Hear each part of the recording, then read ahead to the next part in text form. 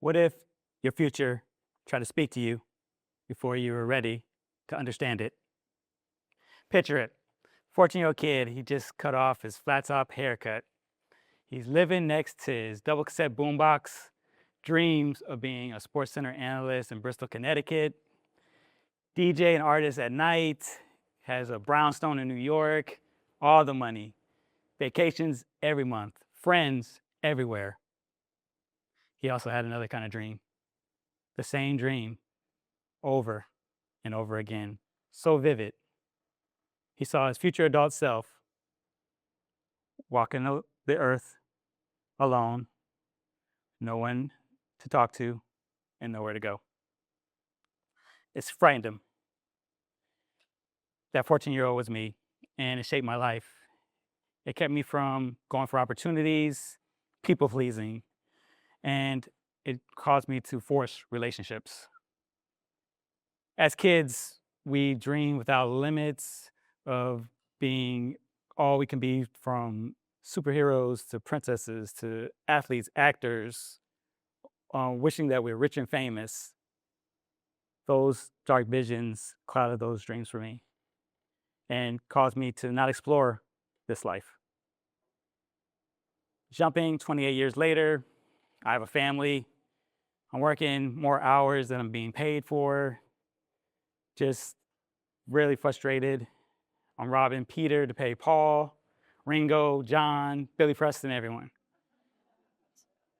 And and at a place where I don't know what I'm doing. Going to Thanksgiving 2021, my job pleased for me to work for the overnight supervisor who had an accident and wasn't able to work that night. And I do it because of my people pleasing ways. That night, I take a break at 1 a.m. and I just realized that for the first time in decades, I'm not as stressed or I'm not as depressed as I usually am. So I work barely making it. And that day is when all the bills and all the money goes from now till January. And it's backbreaking, just trying to make ends meet. But at that moment, I'm not rich, but I'm good enough just not to hit below zero. I'm grateful, but I still feel empty inside. So I look up to the sky and I pray to be a better whole man. Let me tell you, when you pray to God about something, be prepared for it. I went into the new year, I lost friends, my job got more stressful, and my marriage fell apart. In the middle of the year, I was homeless. My family or people who knew me weren't aware of it. I worked a 24-hour call center till exhaustion, walked out to the parking lot, slept in my car that had everything in it. There's a security guard that noticed that I kept on parking like on the edge where no one could see and kept on saying, "Why are you parking over there?" And just warned me that, "Be careful, there's homeless people everywhere." Yeah, I know.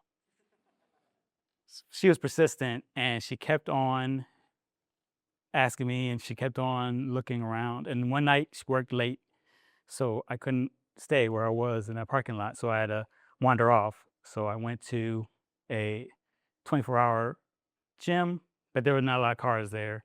So then I went to a 24-hour pharmacy and there were a lot of cars there and there was security. This went on all night long. Wandering the earth alone, nowhere to go, and no one to talk to. That vision happened just as a 14-year-old saw it. Carl Jung spoke about synchronicities, about events that happen in our lives that seem to connect to moments. In that time, I was just burnt out. I just didn't know what to do. And I just had to figure out there had to be a better way. So I didn't let that present define my future. I was going to let that future define my present. In that moment, I focused and I transformed my vision into something more. Before modern science, the sages of ancient Kemet believed in higher awareness of the human mind. Those ancient Africans spoke about alchemy, the ability to understand the mysteries of matter, creation, and right life living to make the holistic mind be able to connect with the cosmic organism. When that vision became clear, I made a leap. So there's small particles that make up this universe that we can hardly see called particles. That study is quantum physics. Those particles don't always go step by step, they jump from place to place. That's quantum leap. Just like those particles jumped, I knew in my life I had to make those jumps in my life as well. I focused on all the things that were going on. So the harmony that I spoke of with the ancient Kemet's, I found through exhaustion, hunger, desperation, loneliness.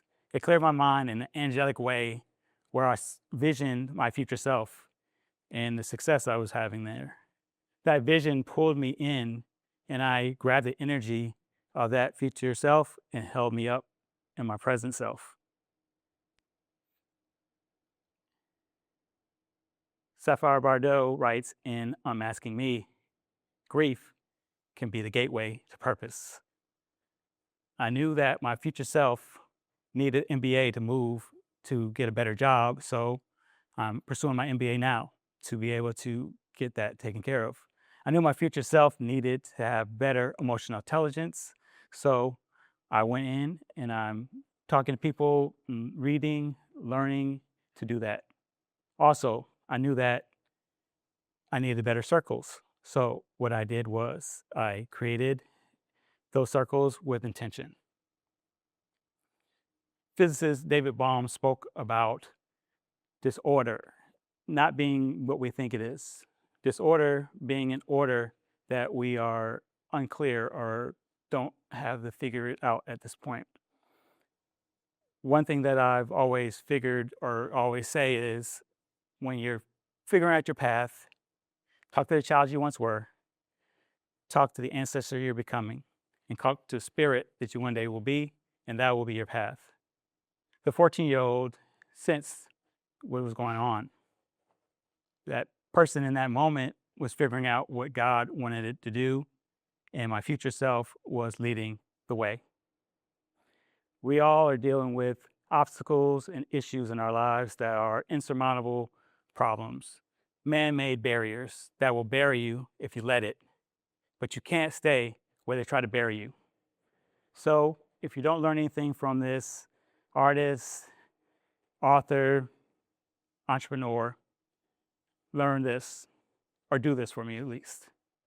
Talk to 3 people tonight. Talk to the child that had that vision and that dream that was so big, but the world crushed it. Talk to the ancestor that you're becoming and remaster what your future is going to be from a wholeness perspective. Your wellness, your environment, the people that you have around you, from your family to your circles, the financial plan that you have, all the wellness in your mindset.